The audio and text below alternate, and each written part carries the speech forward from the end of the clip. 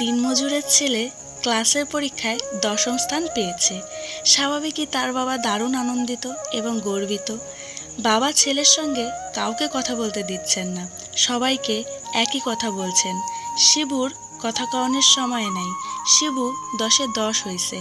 শিবুর এক সহপাঠী এসে জিজ্ঞেস করলো, মেসোমশাই শিবু কোথায়? বাবার সেই এক কথা, শিবুর কথা কওয়ানোর সময় নাই, শিবু 10-এ 10 হয়েছে। ছেলেটি ব্যাপারটা বুঝতে পেরে মুচকি এসে বলল, মেসোমশাই আমি শিবুর বন্ধু শম্ভু, আমি 10-এ 1 হয়েছি, মানে ফার্স্ট হয়েছি। তুমি 10-এ 1 হইছো? কও কি? ব্যাস, এই বলে ছেলের উদ্দেশ্যে হাঁক পারলেন বাবা। শিবু, ও শিবু, দেখা যা তোর বাপ আইছে। কেমন লাগলো অবশ্যই জানিও। ভিডিওটি ভালো লাগলে লাইক কমেন্ট শেয়ার করে দিও, চ্যানেলটি সাবস্ক্রাইব করে দিও। Thanks for watching.